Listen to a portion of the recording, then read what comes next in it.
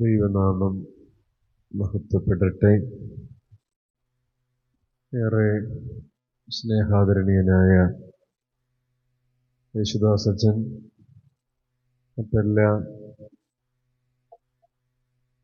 സ്നേഹ ബഹുമാനം അർഹിക്കുന്ന പട്ടക്കാരെ, ശുശ്രൂഷകരെ, അതീവ ലാവണ്യമുള്ള പാട്ടുകൾ ഈ സന്ധ്യയുടെ ആത്മനിക്ഷേപമായി സമ്മാനിച്ച ഗായക സംഘം, എന്നെ കേൾക്കുന്ന ദൈവജനമേ, ക്രിസ്തുവിൽ സ്നേഹ വന്ദനം. ശ്രീയേശു വിജയം പ്രാർത്ഥനാലയത്തിൻ്റെ ജീവൻ സ്പന്ദിക്കുന്ന ഈ വാർഷിക കൺവെൻഷനിൽ നാം ഒരുമിച്ചായിരിക്കാൻ ദൈവം നൽകിയ കൃപ അത്രമേൽ വലുതാണെന്ന് ഞാൻ ഓർക്കുന്നു. ദൈവത്തെ സ്തുതിക്കുന്നു. അടൂരിൽ നിന്ന് ഇത്ര ദൂരം യാത്ര ചെയ്ത് ഈ രാത്രി നാം ഒരുമിച്ച് വചനം ധ്യാനിക്കുകയും ചിന്തിക്കുകയും ഒക്കെ ചെയ്യണമെന്നുള്ള ദൈവഹിതത്തെ കൂപ്പുകൈകളോടെ പ്രണമിക്കുന്നു. വളരെ ആഴമുള്ള ഓർമ്മപ്പെടുത്തലാണ് ഫ്രൻസിനച്ഛൻ നൽകിയത്. പ്രിയപ്പെട്ട യേശുദാസച്ചൻ അതീവ അഴകുള്ള കൃപയിൽ നിറഞ്ഞുകൊണ്ട് ശുശ്രൂഷയ്ക്ക് നേതൃത്വം നൽകുന്നല്ലോ. ദൈവസന്നിധിയിലേക്ക് വാങ്ങിപ്പോയ ആ വലിയ മനുഷ്യനെ ഞാൻ ഈ സമയം ആത്മാവിൽ പ്രണമിക്കുന്നു. നമുക്ക് വളരെ നേരെ തിരുവചനത്തിലേക്ക് പ്രവേശിക്കാം. സമയം നാം വളരെ അനുകൂലവും അനുഗ്രഹകരവുമാക്കി തീർക്കേണ്ടതുണ്ട്. വളരെ സുപരിചിതമായൊരു ഭാഗമാണ് നിങ്ങളുടെ വിശുദ്ധ പുസ്തകം ഈ രാത്രി തുറന്നു വയ്ക്കാൻ ഞാൻ ആവശ്യപ്പെടുന്നത്. ഇത് 13-ാം സങ്കീർത്തനമാണ്. ആ ചെറിയ സങ്കീർത്തനം നിങ്ങളുടെ മടിയിൽ തുറന്നിരിക്കുമ്പോൾ ആത്മാവിൻ്റെ അഴകുള്ള മഴ ഈ പന്തലിൻ കീഴെ പൊഴിയും. 13-ാം സങ്കീർത്തനം ദാവീദിന്റെ മനോഹരമായൊരു സങ്കീർത്തനമാണ്. ചെറിയ സങ്കീർത്തനങ്ങളോട് നമുക്കൊരു പ്രേമം ഉണ്ടാകാറുണ്ട്. മറ്റൊന്നുമല്ല, ചെറുതായതുകൊണ്ട് വളരെ പെട്ടെന്ന് വായിക്കാം എന്നുള്ളത് കൊണ്ടാണ്. ഈ രാത്രി 6 വാക്യങ്ങളുള്ള ഈ സങ്കീർത്തനമാണ് എടുക്കുന്നത്. ഈ 6 വാക്യങ്ങളുള്ള സങ്കീർത്തനം ആരംഭിക്കുന്നത് പരാതിയിലാണ്, അവസാനിക്കുന്നതാകട്ടെ പ്രത്യാശയിലാണ്. ഈ സങ്കീർത്തനം ആരംഭിക്കുന്നത് കണ്ണുനീരിലാണ്, അവസാനിക്കുന്നത് കിനാവുകളിലാണ്. ഈ സങ്കീർത്തനം ആരംഭിക്കുന്നത് സങ്കടങ്ങളുടെ നീർച്ചുഴിയിലാണ്, അവസാനിക്കുന്നത് സന്തോഷത്തിന്റെ ഹിമാലയൻ സാനുക്കളിലാണ്. 6 വാക്യങ്ങൾ നമ്മുടെ ജീവിതവുമായി ബന്ധിപ്പിച്ചിട്ട് ഈ രാത്രി ശാന്തമായി നമുക്ക് ചിന്തിച്ചു മടങ്ങണം. 2 വാക്യങ്ങൾ വീതമുള്ള 3 ഭാഗം, അതാണ് എൻ്റെ ഒരു വിചാരം. അങ്ങനെ എടുക്കണം എന്നാണ്. 6 വാക്യങ്ങളെ 3ആയി മുറിക്കുമ്പോൾ അങ്ങനെയല്ലേ വരിക. അപ്പൊ നമുക്ക് ഒരുമിച്ച് വായിക്കുന്നില്ല. ആദ്യത്തെ 2 വാക്യങ്ങൾ നമ്മുടെ ഈ വചനധ്യാനത്തിന്റെ ആദ്യ ഭാഗമാണ്. രണ്ടാമത്തേത് പിന്നീട്. അങ്ങനെ വായിക്കാം.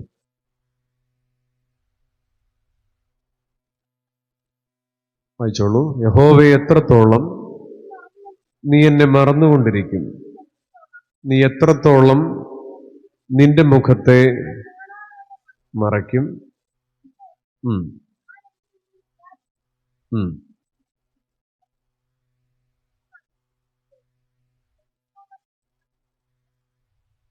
സ്നേഹമുള്ളവരെ, പ്രിയ സഹോദരി 2 വാക്യങ്ങൾ വായിച്ചു. ഒന്നുകൂടെ വായിക്കാറില്ലേ?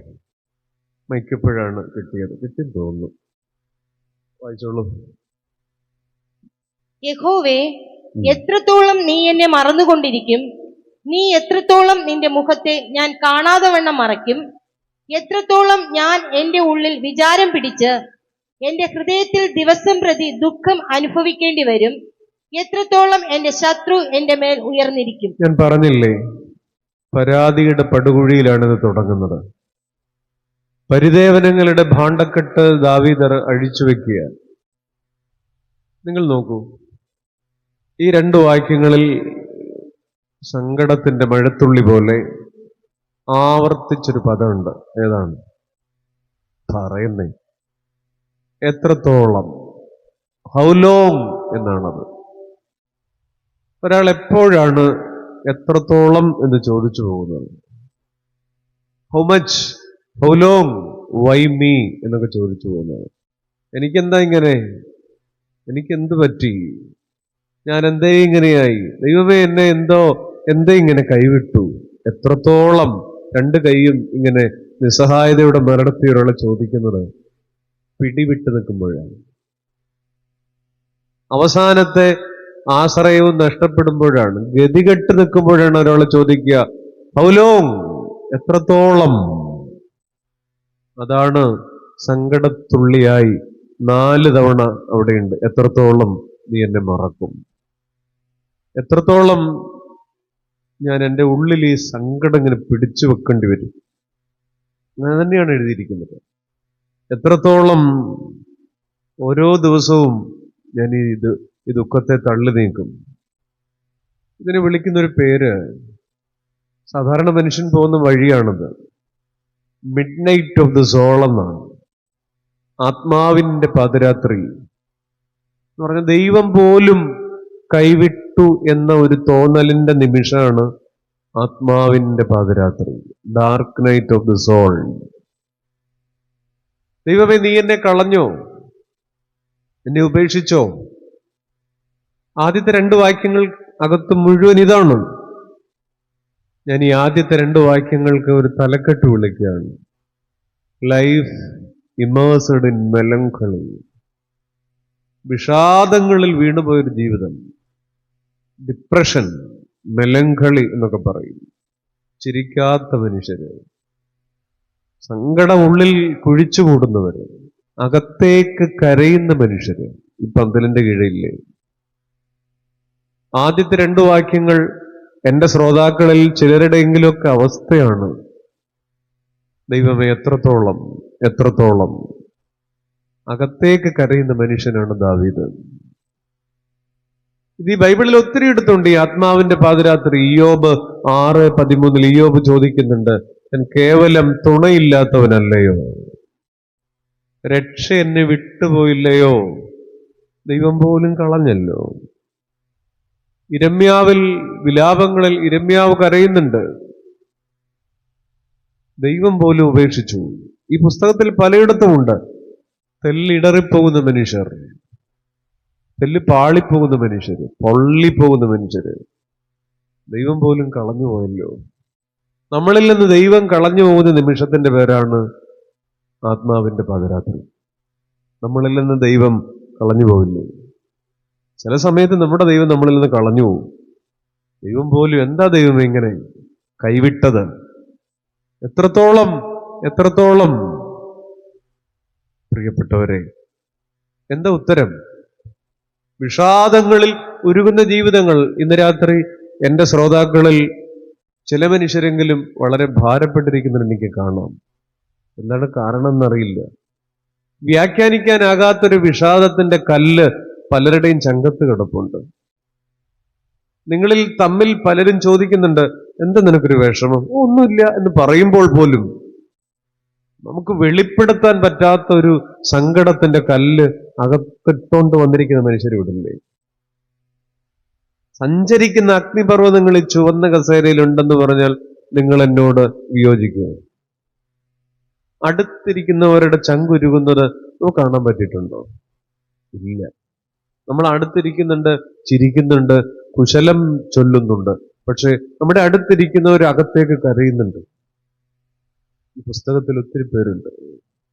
ദൈവമേ എത്രത്തോളം എത്രത്തോളം എത്രത്തോളം എന്താ ഉത്തരം? നമ്മളിങ്ങനെ മിണ്ടാതിരുന്നാൽ മതി. എല്ലാത്തിനും ഒന്നും. ഒരിക്കലൊരാളിങ്ങനെ കുരിശിന്റെ മുന്നിലിരുന്നിട്ട് ദൈവത്തോട് ചോദിക്കുന്നുണ്ട്, നീ എത്രത്തോളം എന്നെ സ്നേഹിക്കുന്നുണ്ട്? ഞാൻ ഒത്തിരി പ്രാർത്ഥിച്ചിട്ടും ഞാൻ ഒത്തിരി നിന്നോട് കെഞ്ചിയിട്ടും എന്നെ എന്താ കളഞ്ഞത്?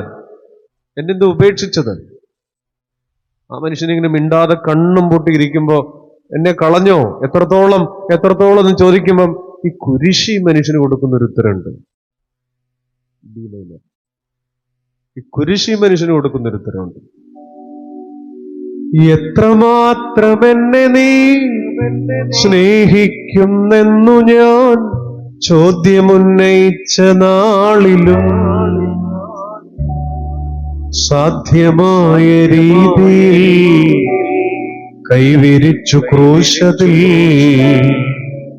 ഇത്രയേറെയെന്നു മൂഴിഞ്ഞു. എന്താ ചോദിച്ചത്?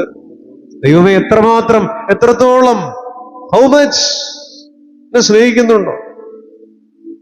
എത്രമാത്രം എന്നെ നീ സ്നേഹിക്കുന്നെന്നു ഞാൻ ചോദ്യമുന്നയിച്ച നാളിലും. ദൈവമേ, കുരിശ് തരുന്ന ഉത്തരം എന്നറിയാം? സാധ്യമായ രീതിയിൽ. ഈ കുരിശിന്റെ രൂപം എന്ന് പറയുന്നത് ഏതാ? ഒരാളിങ്ങനെ കൈവിരിച്ചു നിൽക്കുന്ന രൂപമാണ്. ഇതല്ലേ കുരിശ്? ഒരാൾക്ക് എത്രമാത്രം എക്സ്റ്റെൻഡഡ് ആകാമോ, ഇനിയിപ്പോ അവരെ അധ്വാനിക്കുന്നവരും ഭാരം ചുമക്കുന്നവരുമേ നിങ്ങൾ എന്റെ അടുക്കൽ വരുവേ. അപ്പൊ നിങ്ങൾ ഇവിടെ ഇരിക്കുന്നില്ലേ? എന്നെ നോക്കുന്നില്ലേ? ഈ കൈ ഇങ്ങനെ ഒന്ന് വിരിച്ചു നോക്കിക്കേ. കൈ കൊണ്ടുവന്നിട്ടുള്ള ഒരു കൈ ഒന്ന് നൂത്തു പിടിച്ചു നോക്കിക്കേ. ഇതൊരു തുറന്ന മനസ്സാണ്. ലോകത്തെ ഏറ്റവും മനോഹരമായി കൈകൾ ഇങ്ങനെ വിരിച്ച് പോരുമോനെ എന്ന് വിളിച്ചയാള് മടപ്പന പഴുതോലിടുന്നുള്ളൂ.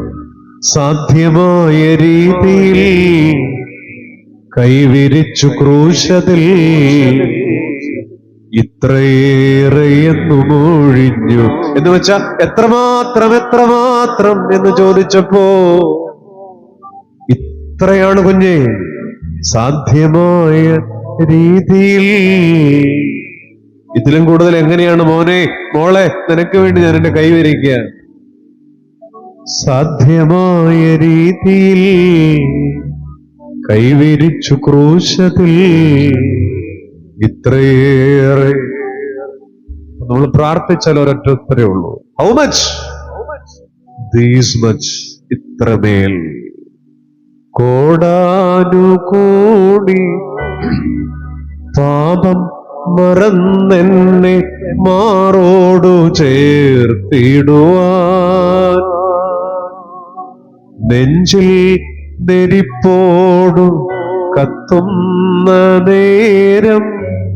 അങ്ങനെയുള്ള മനുഷ്യരിപ്പില്ലൂടെ നെഞ്ചിലിങ്ങനെ നെരിപ്പോട് പോലെ. നെഞ്ചിൽ നെരിപ്പോട് കത്തുന്ന നേരം നെഞ്ചോടണച്ചിടുവാൻ. യേശുവേ, വറ്റാത്ത സ്നേഹമേ നിന്നെ നുകരുവാൻ എത്തുന്നു ആശയോടെ ഞാൻ. എന്താ?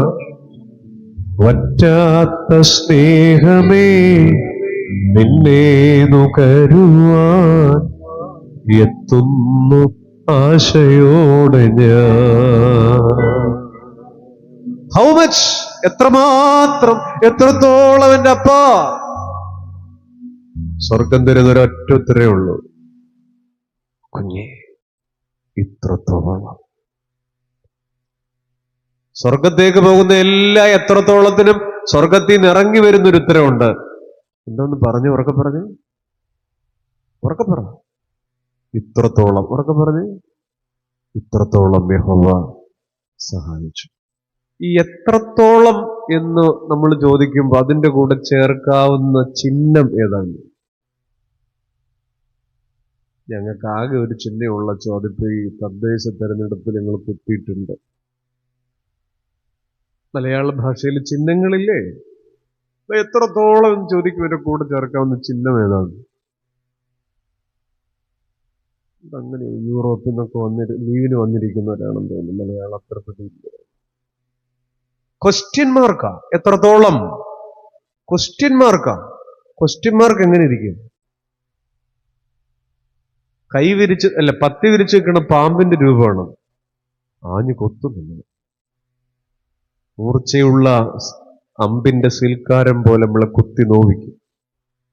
പക്ഷെ ഇത്രത്തോളം എന്ന വാക്കിന്റെ കൂടെ ചേർക്കാവുന്ന ചിഹ്നം എന്തെന്നറിയാം? ആര് പറഞ്ഞു? ആശ്ചര്യച്ചിഹ്നം, എക്സ്ക്ലമേഷൻ മാർക്ക്. ഇന്ന് രാത്രി 12 കീഴെ ചോദ്യചിഹ്നവുമായിരിക്കുന്നവരാണ്. ദൈവമേ, എത്ര നാൾ എന്നെ സഹിക്കണം?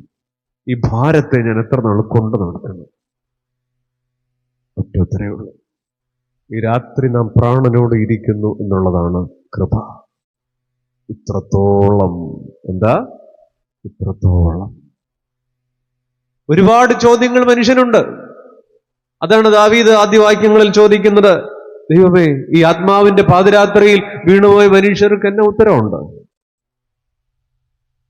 ബൈബിളിലെ ആദ്യത്തെ വാക്കുണ്ട്, പറഞ്ഞേട്ടെ, ആദിയിൽ എന്ന് പറഞ്ഞതിന്റെ അർത്ഥം എന്താ? എന്നോ ഒരിക്കൽ. അതെന്നാണ് അറിയില്ല. നമ്മുടെ 1400 ഗ്രാം തലച്ചോറിന് എത്താത്ത ഒരു കാലവും സാഹചര്യവും സമയവും അതിനെ എഴുതി തുടങ്ങാൻ ബൈബിൾ ഇങ്ങനെയാണ് ഉപയോഗിച്ചിരിക്കുന്നത്. ഇൻ ദ ബിഗിനിങ്, ആദിയിൽ, അറിയാത്തൊരു കാലം. ഒരു ഉൽപ്പത്തി 11 വരെയെങ്കിലും അങ്ങനെയാണ്. മനുഷ്യന്റെ കലണ്ടറുകൾക്ക് അപ്പുറമുള്ള, മനുഷ്യന്റെ ഘടികാരങ്ങൾക്കപ്പുറമുള്ള കാലം. നിങ്ങൾ പറയണേ, നമ്മുടെ ജീവിതത്തിൽ ഈ ആദിയിൽ നമുക്ക് എത്താത്ത കുറെ കാര്യങ്ങളല്ലേ? പോട്ടെ, ഇത്തിരി സിമ്പിളാക്കാം.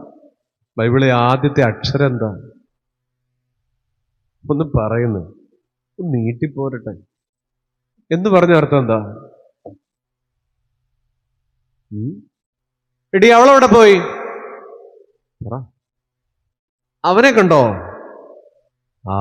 ഞാൻ സാധനം വെച്ചത് എടുത്തായിരുന്നോ? കണ്ടായിരുന്നോ? ഇല്ല.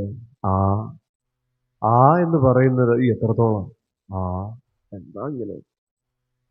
ഒരാളുടെ നിസ്സഹായതയും അറിവുകേടും സൂചിപ്പിക്കാൻ ഉപയോഗിക്കുന്ന ഭാവമാണ് എന്താ? നമുക്കറിയില്ല, പിടുത്തം കിട്ടുന്നില്ല, കുട്ടിയെ കൂടുന്നില്ല, ഇല്ലേ? ആ അവസ്ഥയില്ലേ? എന്താ ഉത്തരം? ഒറ്റ ഉത്തരേ ഉള്ളൂ. ബൈബിളിലെ അവസാനത്തെ വാക്ക് എന്താ? അത് കഷ്ടം. പറ, എന്താ അത്? ബൈബിളിലെ അവസാനത്തെ വാക്ക് എന്താ? അത് നോക്കൂ. ആമേൻ. എന്റെ അർത്ഥം എന്താ? എനിക്ക് ഇന്ന് പോകണമെന്നില്ല, നാളെയുള്ള തിരക്ക്, സമയമുണ്ട്. ആമേൻ എന്ന് പറഞ്ഞ അർത്ഥം എന്താ? അങ്ങനെ തന്നെ ആയിക്കോട്ടെ. സത്യത്തിൽ ജീവിക്കാൻ ഉള്ള സുവിശേഷം ഇതാണ്. നമുക്ക് മനസ്സിലാകാത്ത, നമുക്ക് എത്താത്ത, നമുക്ക് പിടുത്തം കിട്ടാത്ത, നമ്മൾ പകച്ചു നിൽക്കുന്ന കുറെ എത്രത്തോളം ഒക്കെ നമ്മുടെ ജീവിതത്തിൽ വരും. രോഗം ഒരെത്രത്തോളമാണ്, കടഭാരം ഒരെത്രത്തോളമാണ്, കണ്ണീര് ഒരെത്രത്തോളമാണ്. നമുക്കിങ്ങനെ പിടുത്തം കിട്ടാതെ മരവിച്ച് നിൽക്കുമ്പോ ഇങ്ങനെ പറയാ, അപ്പാ ആയിക്കോട്ടെ, ഞങ്ങൾക്കറിയില്ല, നിന്റെ ഇഷ്ടം അതാണെങ്കിൽ. ഈ ഭൂമിയിലെ ഏറ്റവും ചെറിയ പ്രാർത്ഥന ഏതാണ്? അത് തന്നെയാ. ഏത്? ആമേൻ എന്നുറക്കെ പറഞ്ഞ് ആയിക്കോട്ടെ എന്നാണ്. Let it be so. ലോകത്തെ ഏറ്റവും കൂടുതൽ ആളുകൾ ഉപയോഗിക്കുന്ന രണ്ടാമത്തെ പദമാണത്. ലോകത്തെ ഏറ്റവും കൂടുതൽ ആളുകൾ ഉപയോഗിക്കുന്ന ആദ്യത്തെ പദം ഏതായിരിക്കും അറിയാം? നിങ്ങൾ ഇന്നും പറഞ്ഞിട്ടുണ്ടത്. ആരെങ്കിലും പറയാം? ലോകത്തെ ഏറ്റവും കൂടുതലുള്ള ആളുകൾ ഉപയോഗിക്കുന്ന വാക്ക് ഹലോ എന്ന വാക്ക്. എന്താണ് ഹലോ? എല്ലാ ഭൂഖണ്ഡങ്ങളിലും അത് ഉപയോഗിക്കുന്നുണ്ട്. പക്ഷെ സെമിറ്റിക് മതങ്ങളെല്ലാം, ഇസ്ലാം, യഹൂദമതം, ക്രൈസ്തവ മതം, ഈ വിശ്വാസങ്ങളിലെല്ലാം ഉപയോഗിക്കുന്ന ഒരു പ്രാർത്ഥനയുണ്ട്, ആമേൻ ആയിക്കോട്ടെ. ഞങ്ങൾക്ക് പിടുത്തം കിട്ടാത്ത, ഞങ്ങൾക്ക് മനസ്സിലാവാത്ത, എന്നെ കൊണ്ട് കൂട്ടിയാക്കൂടാത്ത എല്ലാത്തിനും ദൈവമേ അവിടുത്തെ ഇഷ്ടം അറിയില്ല ഞങ്ങൾക്ക്, ആമേൻ നമ്മൾ ജയിച്ച പരീക്ഷയോട് ആമേൻ പറയും, അല്ലേ? കിട്ടിയ A+കളോട് പറയും, നടന്ന കല്യാണത്തോട് പറയും, കിട്ടിയ ജോലിയോട് പറയും, വെക്കാൻ പറ്റിയ വീടിനോട് പറയും. പക്ഷേ ദൈവത്തിന്റെ ദൈവം വലിയവനാട്ടോ, നടത്തി തന്നു എന്ന് പറയും. പക്ഷെ ഇന്ന് രാത്രി തോറ്റ പരീക്ഷയോട് ഒരാമേൻ പറയാമോ? കിട്ടാതെ പോയ A+കളോട് ധൈര്യം ഉണ്ടാവില്ല. കിട്ടാതെ പോയ A+കളോട്, നടക്കാതെ പോയ കല്യാണത്തോട്, മുടങ്ങിപ്പോയ ആലോചനയോട്, ആ ബ്രേക്കപ്പിനോട് ഒരാമേൻ പറയാൻ പറ്റുമോ? അങ്ങനെ ഉണ്ടെങ്കിൽ ഇപ്പൊ ഇടനെഞ്ചിരിക്കുന്ന ഭാരമെടുത്ത് കയ്യിൽ മുറുക്കെ പിടിച്ചിട്ട് ആമേൻ എന്നൊന്ന് ഉറക്കെ പറഞ്ഞ്, എനിക്കറിയാം പറയില്ലെന്ന്. ഇപ്പൊ കിട്ടി A+നോട് ആമേൻ പറഞ്ഞ സ്വത്രം പറഞ്ഞേനെ. പക്ഷെ തോറ്റ ജീവിതത്തോട്, ജീവിതത്തിലെ സങ്കീർണതകളോട്, വേദനകളോടും ആമേൻ എന്നൊന്ന് പറഞ്ഞേ. ഇവർ മിണ്ടുകയല്ല. ആമേൻ എന്നൊന്ന് പറഞ്ഞേ. ഇപ്പോൾ മനസ്സിൽ നമ്മൾ അനുഭവിച്ച പരാജയങ്ങൾ വരണം. അതാണ് ക്രിസ്തീയ ജീവിതം. കുറെ സങ്കടങ്ങൾ, പ്രോസ്പെരിറ്റിയുടെ ഗോസ്പൽ മാത്രമല്ല, നമ്മുടെ കാര്യങ്ങൾ നടക്കാൻ വേണ്ടിയുള്ള കുറെ കസർത്ത് മാത്രമല്ല, ജീവിതത്തിലെ സങ്കടങ്ങളോട് ആമേൻ പറയുമ്പോഴാണ് ക്രൈസ്തവ ജീവിതം ഇങ്ങനെ ഒരു വളരെ മനോഹരമാകുന്നത്. എത്രത്തോളം എത്രത്തോളം എത്രത്തോളം ചോദ്യങ്ങളില്ലാത്ത ആരെങ്കിലും ഇവിടെ ഇരിപ്പുണ്ട്? സമീപകാലത്ത് മാരാമൺ കൺവെൻഷനിൽ ഒരു പാട്ടിന്റെ പല്ലവികൾ, അതിന്റെ ചരണമെല്ലാം ചോദ്യചിഹ്നങ്ങളെ ഉണ്ടായിരുന്നു. എനിക്ക് ആ പാട്ട് ഒത്തിരി ഇഷ്ടപ്പെട്ടു. മനുഷ്യന്റെ ചോദ്യങ്ങൾ മാത്രമേ ഉണ്ടായിരുന്നുള്ളൂ. ചോദ്യങ്ങൾ മാത്രമേ ഉണ്ടായിരുന്നുള്ളൂ. എങ്ങനെ ഇന്ന്, ഇനി നാളെ എന്താകും? എന്താണിങ്ങനെ, എനിക്കെന്തുകൊണ്ടിത്? കേട്ടിട്ടുണ്ടോ ഈ പാട്ട്? എങ്ങനെ ഇന്ന്, ഇനി നാളെ എന്താണിങ്ങനെ, എനിക്കെന്തുകൊണ്ടിത്? ഇതെല്ലാം ചോദിച്ചിട്ടുമോ? വൈമി എത്രത്തോളം? എന്താണിങ്ങനെ, ഇനി നാളെ എന്താകും? എന്താണിങ്ങനെ, എനിക്കെന്തുകൊണ്ടിത്? ദിനവുകളെല്ലാം മുന്നമേ അവൻ അറിഞ്ഞവനുള്ളിൽ ധൈര്യമതേകി വഴി നടത്തി എത്ര അതിശയമായി നന്ദിയുണ്ടെന്നും നാഥാ നിൻ കൃപമതി. മുഴുവൻ ഇങ്ങനെ ചോദ്യമാ. എങ്ങനെ ഇന്ന് ഈ രാത്രി എങ്ങനെ വെളുപ്പിക്കും? കണ്ണീര് വീഴുന്ന ഈ അത്താഴത്തിന്റെ ഉരുള ഞാൻ എങ്ങനെ അതിജീവിക്കും? എങ്ങനെ ഇന്ന്, ഇനി നാളെ എന്താകും? എന്താണിങ്ങനെ, എനിക്ക് എന്തുകൊണ്ടില്ല? ഈ ചോദ്യങ്ങൾ നമ്മൾ ചോദിക്കുന്നതാ. പക്ഷെ നിലവുകളെല്ലാം അറിയുന്നൊരു ദൈവം അല്ലേ? മുൻപിൽ ചെങ്കടൽ, പിന്നിൽ ഫറവോൻ സൈന്യം, എല്ലാം തകർന്നു, ഇനി ജീവിതം വേണ്ട. ഇവിടെ അവസ്ഥയെ ചില നേരത്ത് അതിന്റെ ട്രാപ്പ് എന്നാണ്. മുന്നിലും പുറകിലും അടയ്ക്കപ്പെട്ടാലും 139 സങ്കീർത്തനെ കുറിച്ച് പറയുന്നുണ്ട്, നീ മുൻപും പിൻപും എന്നെ അടച്ചു, എങ്കിലും യഹോവ തന്റെ കൈ എന്റെ മേൽ വെച്ചിരിക്കുന്നു. മുൻപിൽ ചെങ്കടൽ, പിന്നിൽ ഫറവോൻ സൈന്യം, എല്ലാം തകർന്നു, ഇനി ജീവിതം വേണ്ട. ദിനവുകളെല്ലാം മുന്നമേ അവൻ അറിഞ്ഞവനുള്ളിൽ ധൈര്യമതേകി വഴി നടത്തി എത്ര അതിശയമായി നന്ദിയുണ്ടെന്നും നാഥാ നിൻ കൃപമതി. വഴി നടത്തി എത്ര അതിശയമായി നന്ദിയുണ്ടെന്നും നാഥാ നിൻ കൃപമതി. എല്ലാം നന്മയ്ക്കായി നൽകും നല്ല നാഥനേ, നീ എന്റെ ഭയം എന്നും രക്ഷാസങ്കേതം. നീയുണ്ടെങ്കിൽ എന്റെ ജീവിതം ധന്യം, നീയില്ലെങ്കിൽ എന്റെ ജീവിതം ശൂന്യം. എങ്ങനെ ഇന്ന്, ഇനി നാളെ എന്താ? നാളെ പ്രഭാതം എങ്ങനെ ഞാൻ വെളുപ്പിക്കും? എനിക്കെന്താ ഇങ്ങനെ പറ്റി? 1000 എത്രത്തോളം ജീവിതത്തിൽ ഉണ്ടാകുന്ന ഒരു കാലമുണ്ട്. Life immersed in melancholy. ഒറ്റ വാക്കുള്ള അറിയില്ല. ആമേൻ. അതുകൊണ്ട് എൻ്റെ പൊന്നു ചങ്ങാതി, ബൈബിള് മുഴുവൻ വായിച്ചോളൂ. പക്ഷേ ആദ്യത്തെയും അവസാനത്തെയും വാക്ക് മറക്കരുത്. ജീവിക്കാൻ അത് മതി. വെട്ടം മുഴുവൻ അതിനകത്തുണ്ട്. ഈ വേദപുസ്തകത്തിലെ ആദ്യത്തെ പേജ് മാത്രം ഇങ്ങനെ തുറന്നു വെച്ചാൽ മതി. അതിൽ നിന്നൊഴുകുന്ന വെട്ടം വല്ലാത്തതാണ്. ഇതിനകത്ത് മുഴുവൻ എന്താ? Let there be the light. വെളിച്ചം ഉണ്ടാകട്ടെ, നല്ലത്. സസ്യജാലങ്ങൾ ഉണ്ടാകട്ടെ, നല്ലത്. മൃഗജാലങ്ങൾ ഉണ്ടാകട്ടെ, നല്ലത്. നോക്കിക്കേ, ഇത് ആരോട് പറഞ്ഞതാ? നിങ്ങൾ പറയുന്നേ, ആരോട് പറഞ്ഞതാ? ദൈവം. എനിക്ക് ഈ സദസ്സിനെ കുറിച്ച് ഭയങ്കര പ്രതീക്ഷയുണ്ട് കേട്ടോ, കളയരുത്. ദൈവം ദൈവത്തോട് തന്നെ പറഞ്ഞതാ. കൊള്ളാം. നമ്മുടെ പ്രശ്നം, നമ്മളോട് ഇങ്ങനെ പറയത്തില്ല. നമ്മൾ പറയുന്നത്, അയ്യോ ഞാൻ ഇങ്ങനെ ആണ്ടുപോയി, എന്റെ ദൈവം ഇങ്ങനെ പോകും, ഞാൻ എന്തിനാ ഇങ്ങനെ ജീവിക്കുന്നു, എന്തിനാണ് ഇങ്ങനെ. പക്ഷേ ഏറ്റവും വലിയ സുവിശേഷം എന്ന് പറയുന്നത് ഒരു അച്ഛനും ഒരു ബിഷപ്പും ഒരു ഉപദേശിയും പറയുന്നതല്ല, നമ്മളോട് തന്നെ പറയുന്ന കാര്യമാണ് കൊള്ളാം എന്ന് പറയുന്നത്. അതിനാണ് വേദപുസ്തകത്തിലെ ആദ്യത്തെ പേജ് നല്ലത്, നല്ലത്, നല്ലത്. എത്ര തവണയാണെന്നറിയാം? 6 തവണ. ജീവിക്കാനുള്ള പ്രകാശമാണത്. ഒരു ക്വാളിറ്റി സെൽഫ് ടോക്കാണ് സുവിശേഷം. നമ്മളോട് തന്നെ പറയാം. ഇപ്പൊ വചനം കേൾക്കുകയാണെങ്കിൽ ഈ രാത്രി ഇവിടെ ഇരിക്കുമ്പോൾ എനിക്കറിയാം, ഒരു ഉറക്കത്തിന്റെ പകർച്ചവാദി ഒരു 7-8 പേര് ഇപ്പൊ പുറപ്പെടുവിച്ച് കഴിഞ്ഞു. ക്ഷീണം കൊണ്ടാ. അടുത്തിരിക്കുന്ന 3 പേരെയും കൂടെ പിശാച് കൊണ്ടുപോകാനകത്ത്. ഞാൻ നിങ്ങളിപ്പോ ചോദിക്കും, അച്ഛൻ ഇത് എണ്ണിക്കൊണ്ടിരുന്നതാണോ? എണ്ണാതിരിക്കാൻ ചെറിയ തുറക്കലല്ലല്ലോ ഇത്, നല്ല തുറക്കലല്ല തുറക്കണം. അവന് എണ്ണതിരിക്കാൻ പറ്റും? എത്രത്തോളം എത്രത്തോളം എത്രത്തോളം പ്രിയപ്പെട്ട, നമുക്കറിയാത്ത ചില കാലങ്ങളും കാര്യങ്ങളും ഉണ്ട്.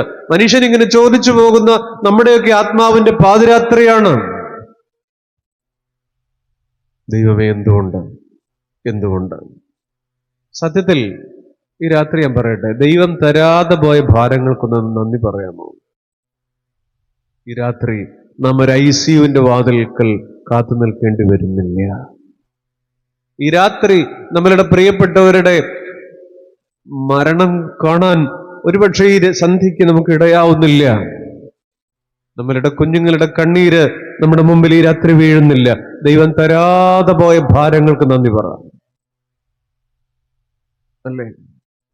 തിബിരിയാസിലൂടെ പോകുന്ന ഒരു വഞ്ചിയുണ്ട്. വഞ്ചി നടുക്കെത്തിയപ്പോ ശിഷ്യന്മാര്, കർത്താവ് പറയുന്നുണ്ട്, എന്താ, ഈ പുളിച്ച മാവിനെ സൂക്ഷിച്ചോളൂ, സദൂക്യരുടെ പുളിച്ച മാവിനെ. അപ്പോ ഈ ശിഷ്യന്മാർ പെട്ടെന്ന് പറയുന്നുണ്ട്, ഈ അപ്പ ഇഷ്ടം പോലെ എത്ര കൊട്ട അപ്പുറത്ത് അധികം വന്നയാ, എടുത്ത് 2 വണ്ടിയെ വെക്കാമായിരുന്നു. വണ്ടിയിലല്ലേ, വള്ളത്തേൽ.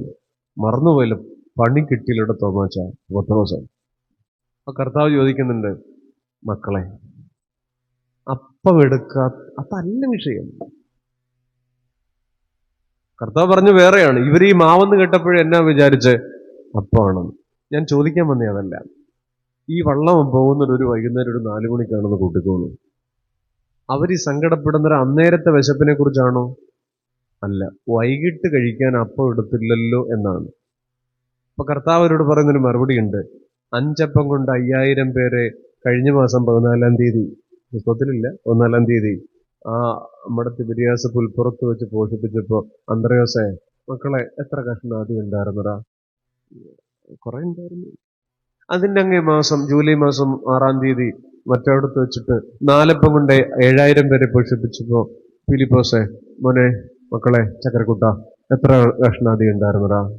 വള്ളം കുലുങ്ങി, അവരും കുലുങ്ങി. ഞാൻ പറയാൻ വന്ന വിഷയം അതല്ല. അവരിങ്ങനെ നാളത്തെ വൈകുന്നേരം വിശക്കുമ്പോ എന്നാ കഴിക്കുമെന്ന് ഓർത്താ ഇപ്പൊ കരയണേ. ഇപ്പോഴത്തെ വിശപ്പല്ല അവരുടെ വിഷയം. അപ്പൊ കർത്താവ് അവരോട് പറയുന്നത് ഇന്നലത്തെ തൃപ്തി ഓർക്കാന് എന്ന് പറഞ്ഞാൽ നമ്മളും ഇതിന് മിടുക്കരാണ്. നാളത്തെ വിശപ്പോർത്ത് കരയുന്നവരാ നമ്മള്. ഈ കൊച്ചു 2026 കോഴ്സ് കഴിയുമല്ലോ, എന്നെ ജോലി കിട്ടുമായിരിക്കുമോ എന്തോ, ഇല്ല അച്ചായന് അടുത്ത വർഷം പെൻഷൻ ആവുമല്ലോ, ഫ്രണ്ട് 2 കടമുറി പണിയണം കേട്ടോ, നടക്കുമെന്തോ. നമ്മളൊക്കെ ഈ നാളത്തെ വിശപ്പ് ഇന്ന് അനുഭവിക്കുന്നവരാ. അപ്പൊ കർത്താവ് പറയാ, മക്കളെ, നീ ഇന്നലത്തെ തൃപ്തി ആലോചിച്ച് നോക്ക്. കോവിഡ് വന്നപ്പോഴേ നിനക്കൊരു അനക്കേ ഉള്ളായിരുന്നു. ഇപ്പൊ നീ കടമുറി പണിയുന്നതും ആലോചിച്ചുകൊണ്ടിരിക്കുക. നാളത്തെ വിശപ്പിനെ ഇന്നലത്തെ തൃപ്തി കൊണ്ട് ഹരിച്ചാൽ ഇന്ന് രാത്രി ചിരിക്കാൻ പറ്റും. അത്രയേ ഉള്ളൂ. യേശു കർത്താവ് തന്റെ ശിഷ്യന്മാരോട് പറയുന്നതാണ്, അപ്പോഴെടുത്ത് വൈകിട്ട് കഴിക്കുന്നത്. വൈകിട്ടത്തെ വിശപ്പ് ഓർക്കുമ്പോ പറയാണ്, വൈകിട്ടത്തെ വിശപ്പിനെ കഴിഞ്ഞ ആഴ്ചത്തെ തൃപ്തി കൊണ്ട് ഹരിച്ചു നോക്ക്. ഇന്ന് രാത്രി ഏതെങ്കിലുമൊക്കെ കാര്യത്തിന് സങ്കടപ്പെടുന്നവരുണ്ടെങ്കിൽ ആലോചിച്ച് നോക്കുകയെ, നമ്മളൊക്കെ ഇന്നലകളിൽ എപ്പോഴെങ്കിലുമൊക്കെ പോകേണ്ടവരായിരുന്നു. സത്യത്തില് പലതവണ മാറ്റിവെക്കപ്പെട്ട മരണമല്ലേ ഈ രാത്രി നമ്മുടെ ജീവിതം? ഒരൊറ്റ വരി നിങ്ങൾക്ക് ധാരാളമായിട്ട് ധ്യാനിക്കാനുണ്ടെന്ന് എനിക്ക് തോന്നുന്നുണ്ട്. പലതവണ മാറ്റിവെക്കപ്പെട്ട മരണമല്ലേ ഈ രാത്രി നമ്മുടെ ജീവിതം? എത്രയോ തവണ നാം പോകാമായിരുന്നു, എത്ര തവണ നമ്മൾ വീണുപോകാമായിരുന്നു അല്ലേ? അതൊന്ന് ആലോചിച്ച് നോക്കിക്കോ. എനിക്ക് ഞാൻ എപ്പോൾ പാടിയാലും ഇടറിപ്പോകുന്നൊരു വരിയുണ്ട്. അത് എൻ്റെ അനുഭവങ്ങൾ ഓർത്തിട്ടാണ്. അന്നേ മരിച്ചു പോയെങ്കിൽ എൻ ദൈവമേ ഞാൻ ചെന്നേനേവൻ നരകമതിൽ.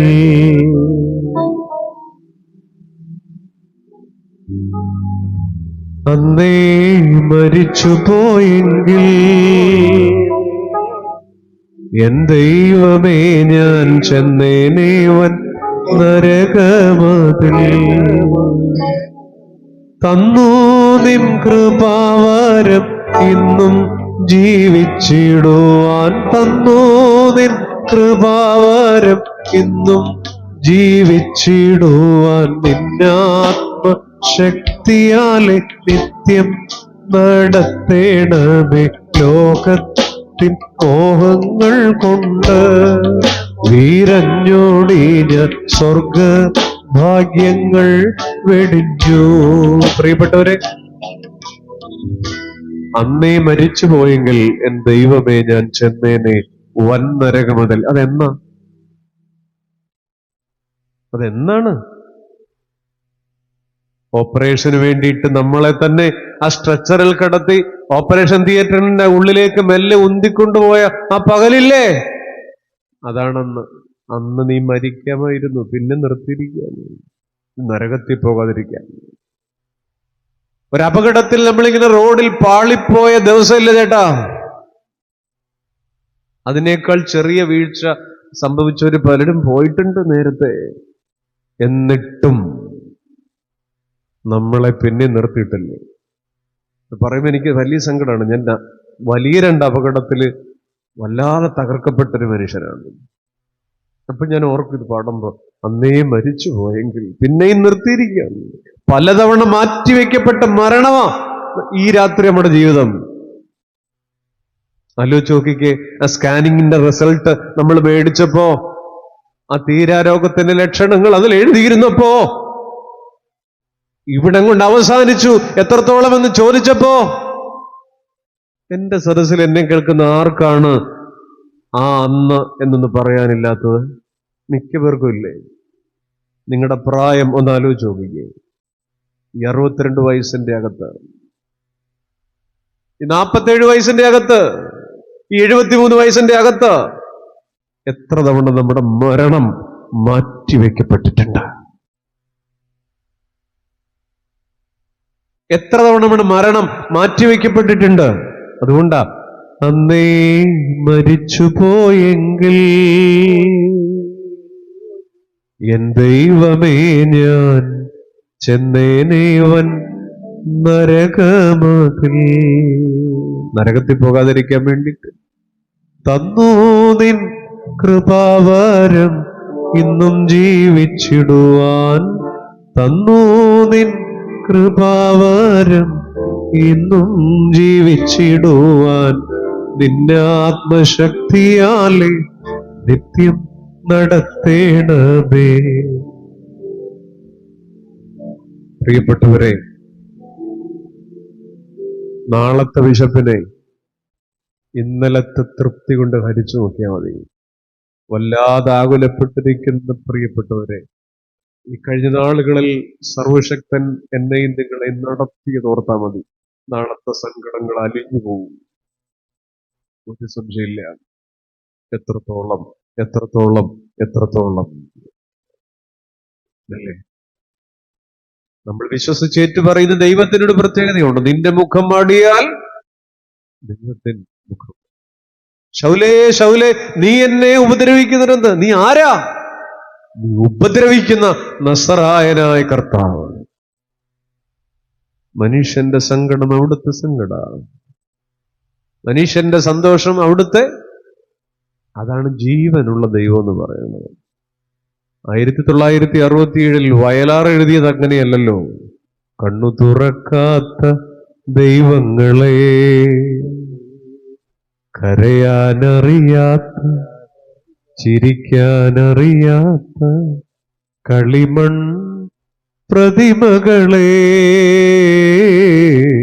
എന്നാണ് എഴുതിയത്. കണ്ണു തുറക്കാത്ത ദൈവമല്ല, കരയാനറിയാത്ത ദൈവമല്ല. നിന്റെ സന്തോഷം അവിടുത്തെ സന്തോഷം. നീ ഉപദ്രവിക്കുന്ന നസറായനായ കർത്താവ്. പ്രിയപ്പെട്ടവരെ, ഒരു കാര്യം ഞാൻ പറയട്ടെ, നമുക്ക് മനസ്സിലായാലും ഇല്ലെങ്കിലും കാണാവുന്ന ദൂരത്തിൽ ഒരാൾ നമ്മളിങ്ങനെ നോക്കിക്കൊണ്ടിരിക്കുന്നുണ്ട് ഈ രാത്രിയിൽ.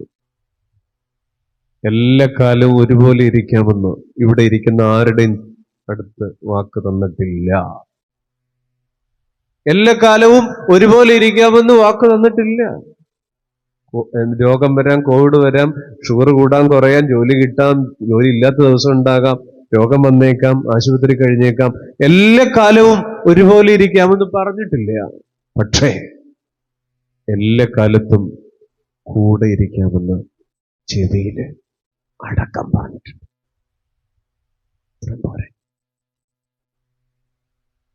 കുഞ്ഞെ, എല്ലാ കാലവും ഒരുപോലെ ഇരിക്കാനൊന്നും പറഞ്ഞിട്ടില്ല.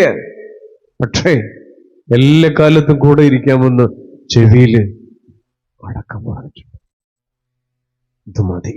എത്രത്തോളം എത്രത്തോളം എത്രത്തോളം. അപ്പോ ഹൗ മച്ച് എന്ന് ചോദിച്ച ആ കുരിശു കൊടുത്ത ഉത്തരം ദീസ് മച്ച്. എത്രത്തോളത്തിന് എല്ലാവരും ഇത്രത്തോളം ഉണ്ട്. ദാവീദും അങ്ങനെയാണ്. സങ്കടം ഇങ്ങനെ പൊട്ടി ഒഴുകുമ്പോ എത്രത്തോളം കർത്താവേ, വലത്തോട്ട് നോക്കി എന്നെ അറിയുന്നവനില്ലെന്ന് കണ്ടു, സങ്കേത സ്ഥലം എനിക്കില്ല എന്നൊക്കെ പറഞ്ഞു കളയും. പക്ഷെ ഈ ദാവീദ് തന്നെ സ്തോത്രം ഇങ്ങനെ പറഞ്ഞൊഴുകുമ്പോ പറയും ഇത്രത്തോളം ഇത്രത്തോളം ഇത്രത്തോളം യഹോവ സഹായിച്ചു. ശമൂവേൽ പ്രവാചകന്റെ പുസ്തകത്തിൽ അത് പറയുന്നിടത്ത് ഞങ്ങൾക്ക് വേണ്ടി പ്രാർത്ഥിക്കുന്നത് മതിയാക്കരുതേ എന്ന് ജനം പറയുന്നൊരു ഭാഗമുണ്ട്. എവിടെയാണ് ഇത്രത്തോളം ദൈവം സഹായിച്ചെന്ന് പറയാൻ പറ്റുന്നതെന്ന് അറിയാമോ? കൊതി തീരാതെ പ്രാർത്ഥിക്കുന്ന സ്ഥലത്ത് പറയാൻ പറ്റും. പ്രവാചകൻ അത് എഴുതിയിട്ടുണ്ട് ശമൂവേലിൽ, 1 ശമൂവേലിൽ. ഞങ്ങൾക്ക് വേണ്ടി പ്രാർത്ഥിക്കുന്നത് മതിയാകരുതേ, മതിയാക്കരുതേ. പ്രിയപ്പെട്ടവരെ, സമയം നോക്കാതെ പ്രാർത്ഥിച്ചാൽ അളവ് നോക്കാതെ ദൈവം തരും. രണ്ടാമത് 3-4 വാക്യങ്ങൾ നമുക്കൊന്ന് വായിച്ചാലോ? വായിച്ചോളൂ. എത്രത്തോളം എന്ന പദം 4 തവണ കണ്ണുനീർ തുള്ളി പോലെ അടർന്നു വീണൊരു മനുഷ്യൻ ജീവിതത്തിൽ ഇങ്ങനെ പിടിവിട്ട് ഗതികെട്ട് ദൈവം പോലും ഉള്ളിൽ മരിച്ചു എന്നുള്ളൊരു തോന്നലിൽ അങ്ങേയറ്റ സങ്കടത്തിൽ കഴിഞ്ഞിട്ട് അയാൾ എഴുന്നേറ്റ് വരികയാണ്. 3-4 വാക്യങ്ങൾ വായിച്ചോളൂ. എന്റെ ദൈവമായ യഹോവേ, കടാക്ഷിക്കണമേ, എനിക്ക് ഉത്തരം അരുളണമേ. ഞാൻ മരണനിദ്ര പ്രാപിക്കാതിരിപ്പാൻ എന്റെ കണ്ണുകളെ പ്രകാശിപ്പിക്കണമേ. ഞാൻ അവനെ തോൽപ്പിച്ചു കളഞ്ഞു എന്ന് എന്റെ ശത്രു പറയരുതേ. മതി ചങ്ങാതി. ആ 3-ാം വാക്യം തുടങ്ങുന്നതാണ് അതിന്റെ മർമ്മം. എങ്ങനെ തുടങ്ങുന്നു? എന്റെ ദൈവമേ. ഒറ്റ വഴിയേ ഉള്ളൂ എത്രത്തോളത്തിനെയും മറികടക്കാൻ. ചങ്കോട് കരം പിടിച്ചു എന്റെ ദൈവമേ. അതുപോലെ ഒരു പ്രാർത്ഥന. Life immersed in melancholy. ആദ്യത്തെ 2 വാക്യങ്ങൾ വിഷാദങ്ങളിൽ. ഞാൻ 3-4 വാക്യങ്ങളെ കുറിച്ച് പറയാം. Knowing the distance of experiencing God. ദൈവത്തെ അനുഭവങ്ങളിൽ രുചിച്ചറിയാം. എന്റെ ദൈവമേ. ഒരാൾ എപ്പോഴും എന്റെ ദൈവമേ എന്ന് വിളിക്കുന്നത് നിറവിലാണോ മുറിവിലാണോ? മിണ്ടു. കല്യാണ വീട്ടിലാണോ മരണ വീട്ടിലാണോ? കഷ്ടോ നോട്ടമൊക്കെ കണ്ടിട്ട് എനിക്ക് എവിടാ എന്റെ ദൈവമേ എന്ന് വിളിക്കുന്നത്? മരണ വീട്ടിൽ, നിറവിനകത്തല്ല. എന്റെ ദൈവം. ദാവീദ് സങ്കടത്തെ മറികടക്കുന്നൊരു ചങ്കോട് കരം വെച്ച എന്റെ ദൈവമേ ഉത്തരരുളണമേ. എന്റെ ദൈവമേ. ദൈവമുണ്ട് എന്ന് ശ്രീയേശു വിജയങ്കാര് പറയരുത്. എന്താ? ദൈവമുണ്ട് എന്ന് പറയുന്നത് കൊണ്ട് നമുക്ക് ഒരു പ്രയോജനമില്ല. അതൊരു അറിവ് മാത്രമാണ്. എല്ലാവർക്കും അറിയാം ദൈവമുണ്ട്. ആർക്കറിഞ്ഞൂടാത്തെ? പക്ഷെ പറയേണ്ടത് ഇങ്ങനെയാണ്, എന്റെ ദൈവം ഉണ്ടല്ലോ. അതൊരു അഭയമാണ്. നമ്മളെ പിടിച്ചെഴുന്നേൽപ്പിക്കാൻ പോകുന്ന ഒരു അറിവല്ല, അഭയമാ. അറിവ് കൂടിയ ചീർക്കത്തേ ഉള്ളൂ. ദൈവമുണ്ടല്ലോ എന്ന് പറയുന്നൊരു അഭയമാ. ചങ്കത്ത് കൈവച്ചിട്ട് ആ വലത്തെ കൈ നെഞ്ചത്തോട്ട് വെച്ചിട്ട് എന്റെ ദൈവം ഉണ്ടല്ലോ എന്ന് പറഞ്ഞു നോക്കും. ഏത് സങ്കടത്തിലും നമുക്ക് തുഴയാനുള്ള തുഴയാത്. എന്റെ ദൈവമുണ്ടല്ലോ. ദാവീദ് എത്രത്തോളത്തിനെ മറികടന്നങ്ങനെ എന്റെ ദൈവമേ. സിംഹക്കുഴിയിൽ ദാനിയേൽ എന്താ പറഞ്ഞത്? തള്ളിയിട്ട രാജാവ് പിറ്റേന്ന് രാവിലെ വന്ന് കുഴിയുടെ വാതൊക്കെ വന്നിട്ട് ചുമ്മാ ടെസ്റ്റ് ചെയ്താണ്. ദാനിയേലിനോട് ഒരു ഇഷ്ടമൊക്കെ ഉണ്ട് രാജാവിന്. ദാനിയേലേ അകത്തുനിന്നൊരു ശബ്ദം, രാജാവ് തിരുമനസ്സ് ദീർഘായുസിരിക്കട്ടെ. ഓ, തള്ളിയിട്ട പാർട്ടിയാ. നമ്മളാണെങ്കിൽ എന്നെ പറഞ്ഞേനെ. നമ്മളെ വല്ലോടത്തും കുഴി തള്ളിയിട്ടോ പിന്നെ വന്ന് കരയ്ക്കൊന്ന് പേര് വിളിക്കുകയാണെങ്കിൽ പ്രൈസ് ദി ലോർഡ് പറയൂ. നമ്മളാണെങ്കിൽ പറഞ്ഞേനെ, എടാ നീ വിചാരിച്ചോ ഞാൻ ഇവിടം കൊണ്ട് തീരുമെന്ന്. ഇതിനപ്പുറം ചാടിക്കിടന്നവനാണ് അത് തന്നെ അല്ലേ? ദാനിയേൽ പറഞ്ഞു, എന്റെ ദൈവം എന്നെ സിംഹങ്ങളുടെ വായിൽ നിന്ന് രക്ഷിച്ചു. എന്റെ ദൈവം. സിംഹക്കുഴിയിൽ, സങ്കടത്തിന്റെ കുഴിയിൽ ഒരാൾ പറയും എന്റെ ദൈവം. ഞാൻ പറയട്ടെ, രാജാവ് സിംഹക്കുഴിയുടെ കല്ലിന് മുദ്ര വെച്ചു, പൂട്ടിയിട്ടു. അകത്തും തള്ളിയ തുറക്കില്ല. പക്ഷേ ദൈവം സിംഹങ്ങളുടെ പല്ലിന് മുദ്ര വെച്ചു. എത്രവർക്കും മനസ്സിലായി? ലോകം കല്ലിന് മുദ്ര വെച്ചാൽ ദൈവം പല്ലിന് മുദ്ര വയ്ക്കും. ജീവനോട്. യേശുവിന്റെ ശിഷ്യൻ തോമസ് ആ വിലാവിലെ മുറിവ് കണ്ടിട്ട് ആർത്തു പറഞ്ഞു, എന്റെ കർത്താവും എന്റെ ദൈവമേ. മുറിവിനകത്ത തൊട്ടത. നിന്റെ വിരൽ ഇവിടെ കൊണ്ട് ഒരിക്കൽ കുഞ്ഞ് വിറയാർന്ന കരവുമായിട്ട് തോമ ചെല്ലുക. ആ വിലാപ്പുറത്ത് കൈവച്ച് എന്റെ കർത്താവ് വാവിട്ട് നിലവിളിക്കുക, എന്റെ കർത്താവും എന്റെ ദൈവവും. ഈ പുസ്തകം ഒരുപാട് ഭക്തന്മാർ ജീവിതത്തിന്റെ സങ്കടങ്ങളിൽ എന്റെ ദൈവമേ എന്ന് വിളിച്ച രക്ഷപ്പെട്ടെ. എല്ലാ എത്രത്തോളത്തിനെയും മറികടക്കാൻ ഒരേ ഒരു വഴി, എന്റെ ദൈവമേ. നിസ്സഹായതയുടെ കൈമലർത്തൽ അഭയത്തിന്റെ സമർപ്പണത്തിന്റെ ഈ കൈ ചേർക്കലായി, നെഞ്ചോട് ചേർക്കലായി മാറി. സാധു കൊച്ചുകുഞ്ഞുപദേശിയുടെ ഒത്തിരി പാട്ടുകൾ നിങ്ങൾ പാടാറില്ലേ? അദ്ദേഹത്തിന്റെ എല്ലാ പാട്ടുകളും ആരംഭിക്കുന്നത് എങ്ങനെയെന്നറിയാം? മിക്കതും എന്റെ ദൈവം എന്ന് പറഞ്ഞിട്ടാണ്. ഒരനുഭവം ഞാൻ പറഞ്ഞാല്, ഒരു ദിവസം വൈകുന്നേരത്ത് വർഗീസുട്ടിക്ക് ശമൂരുട്ടിക്ക് മക്കൾക്ക് അത്താഴത്തിനുള്ള വറ്റില്ലാതിരുന്ന ദിവസം 4 മണിയോട് അടുക്കുന്നു. വീടിന്റെ മുന്നിലെ വഴിയിൽ കൂടെ ഒരാൾ വരുന്നു. ഒരു 4 ചക്രം കടം വാങ്ങാം, അത്താഴത്തിനൊരു ഉരി അരി വാങ്ങാൻ. വീടിന്റെ തിണ്ണയിൽ നിന്ന് എഴുന്നേറ്റം കൊണ്ട് പോകുമ്പോ ദൂരെ നിന്ന് വന്ന ആ പരിചയക്കാരനാണ്. സാധുവിന് സന്തോഷമായി, 4 അണ കടം വാങ്ങാമല്ലോ. പക്ഷെ അടുത്ത് വരുമ്പോഴേക്കും ആ വന്ന മനുഷ്യന് കയ്യിലിരുന്ന ശീലക്കുട ഈ സാധുവിന്റെ വീടിന് നേരെ കൊല്ലാപ്പായല്ലോ എന്നൊക്കെ ഉള്ളിൽ വിചാരിച്ചിട്ട് മെല്ലെ ഇങ്ങനെ മറച്ചു പിടിച്ചിട്ട് അകന്നകന്ന് പോകുന്നുണ്ട്. ഈ പെണ്ണി നമുക്കും അറിയാവുന്ന, നമ്മുടെ കുടയില്ലാത്തതുകൊണ്ട് ആരെങ്കിലും സ്കിപ്പ് ചെയ്യണമെങ്കിൽ മൊബൈലൊക്കെ എടുത്ത് ചെവി വെച്ചിട്ട് എന്നെ വിളിച്ചായിരുന്നു. ഞാനേ റേഞ്ചിലല്ലായിരുന്നു കേട്ടോ. ഞാൻ വെറുതെയാണ്, ആരും ഒരു പൊട്ടനും വിളിച്ചിട്ടില്ല. ചിലരെ അവോയ്ഡ് ചെയ്യാൻ വേണ്ടിയിട്ടാണ്. അന്ന് മൊബൈൽ ഇല്ലാത്തതുകൊണ്ട് ഈ അപരിചിതൻ പരിചയക്കാരൻ ഈ കൊട ഇങ്ങനെ നിറച്ചു പിടിച്ചു പോയി. ഈ അകന്നകത്ത് പോകുന്ന പരിചയക്കാരന്റെ ആ പോക്ക് കണ്ടിട്ട് ഈ മനുഷ്യൻ സാധു പിന്നെയും ആ വീടിന്റെ തിണ്ണയിലേക്ക് കയറിയിരുന്ന് ആ വെട്ടുകല്ല് പാകിയ ചൂരും ചാരിയിരിക്കുമ്പോ കണ്ണിൽ നടന്നു വീഴുന്ന കണ്ണീർത്തുള്ളിയുണ്ട്. ആ കണ്ണീർത്തുള്ളിയിൽ നിന്ന് എഴുതിയ വരികളാണ്: ആരും സഹായമില്ലെല്ലാവരും പാരിൽ കണ്ടും കാണാതെയും പോകുന്നവർ.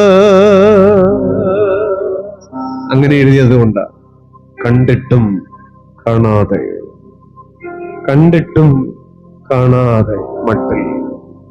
ആരും സഹായമില്ലെല്ലാവരും പാരിൽ കണ്ടും കാണാതെയും പോകുന്നവർ. എന്നാൽ എനിക്കൊരു സഹായകൻ വാനിയിലുണ്ടെന്നറിഞ്ഞതിൽ ഉല്ലാസമേ. എന്താ അർത്ഥം? കണ്ടിട്ടും കാണാത്ത മട്ടിൽ അകന്നകന്നു പോകുന്ന സ്നേഹിത, എല്ലാവരും കൈവിട്ടാലും കൈവിടാത്തൊരു. എന്നിട്ട് അദ്ദേഹം തുടങ്ങുന്ന എങ്ങനാ? എന്റെ ദൈവം സ്വർഗസിംഹാസനം തന്നിൽ എന്നെ ഓർത്തിടുന്നു. എന്റെ ദൈവം സ്വർഗസിംഹാസനം തന്നിൽ എന്നെ ഓർത്തിടുന്നു. അപ്പനും അമ്മയും വീടും ധനങ്ങളും വസ്തുസുഖങ്ങളും കർത്താവത്രേ. പൈതൽ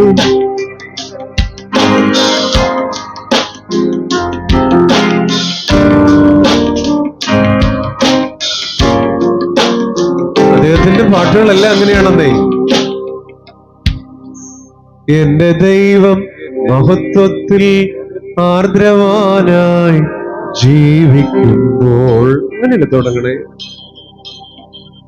എന്റെ സമ്പത്തെന്നു ചൊല്ലുവാൻ വേറെയില്ലൊന്നും, യേശു മാത്രം സമ്പത്താകുന്നു. അദ്ദേഹത്തിന്റെ ഓരോ പാട്ടും നോക്കിക്കേ. പൊന്നേശു തമ്പുരാൻ നല്ലോരു രക്ഷകൻ, എന്നെ സ്നേഹിച്ചു തൻ ജീവൻ വച്ചു.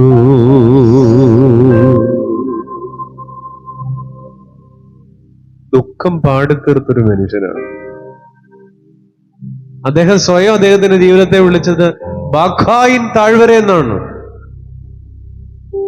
സ്വന്തം ജീവിതത്തെ അദ്ദേഹം വിളിച്ചത് ഈ കണ്ണീര് മുഴുവൻ എത്രത്തോളം മുഴുവൻ പെയ്യുമ്പോ എന്റെ ദൈവം, എന്റെ ദൈവം.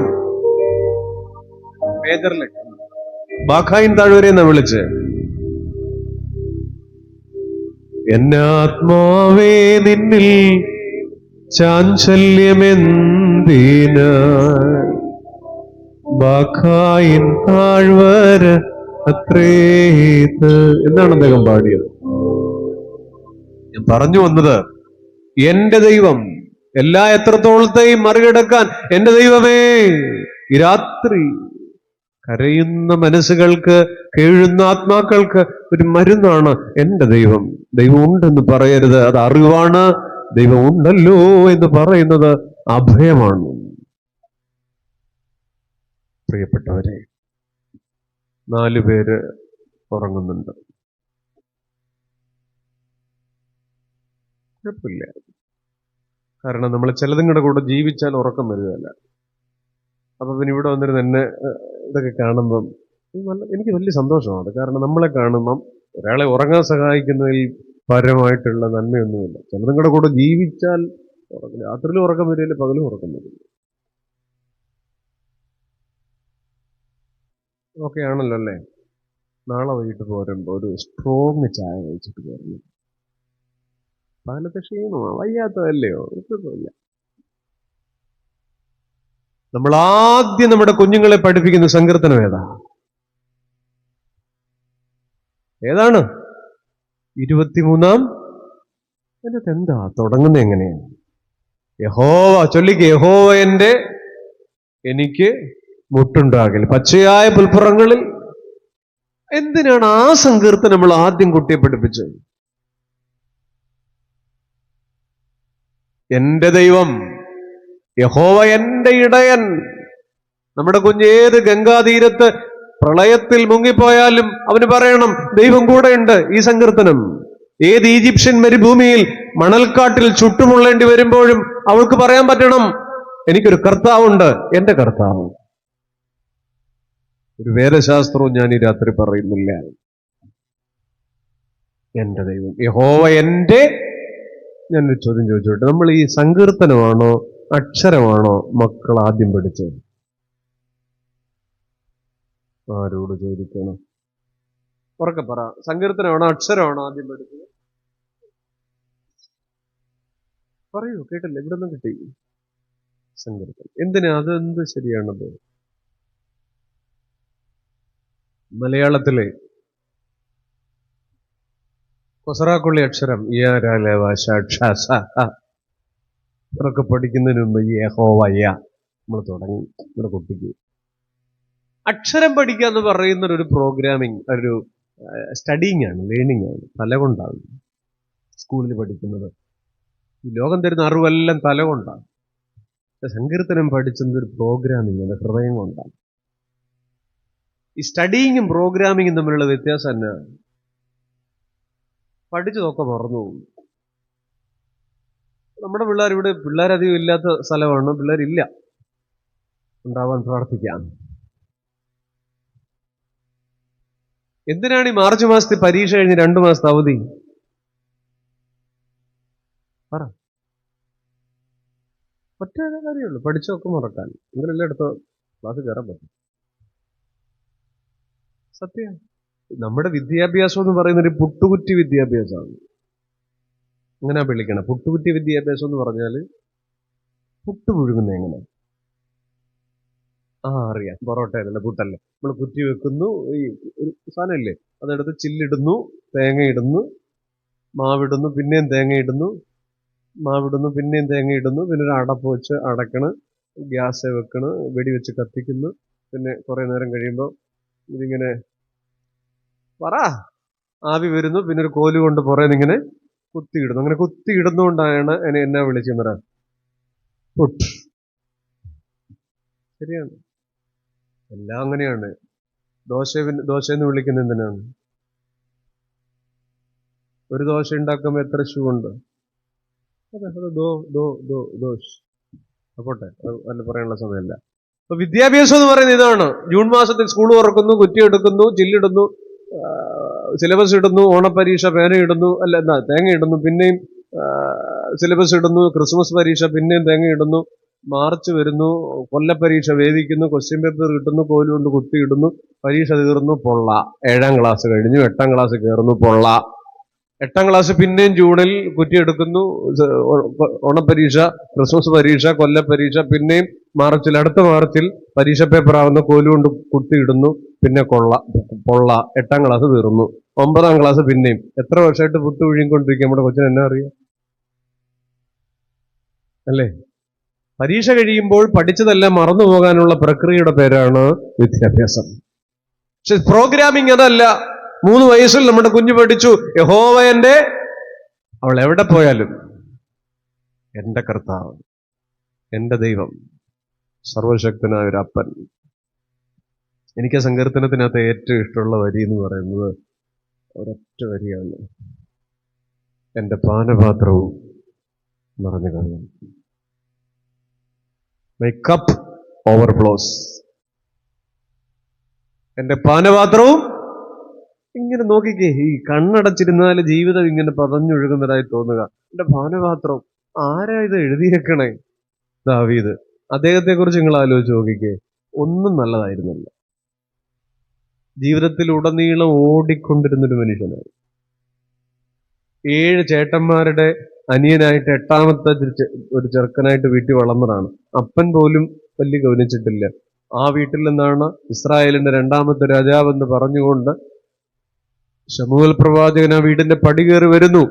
ഇശായിച്ച എന്നാണ്ട് വിശേഷം? പിള്ളേരൊക്കെ എന്ത് ചെയ്യും? ഇവിടുന്നാണ് രാജാവ്, വിളിക്ക്. ഒന്നാമത്തവൻ വന്നു, രണ്ടാമത്തവൻ വന്നു, മൂന്നാമത്തവൻ വന്നു, നാലാമത്തവൻ വന്നു. നല്ല കണ്ടും തടിയുള്ള പിള്ളേർ. ടോവിനോട് കൂട്ടിരിക്കുന്ന ഒരുത്തൻ ഭഗത് ഫാസന്റെ കൂട്ടിരിക്കുന്നു.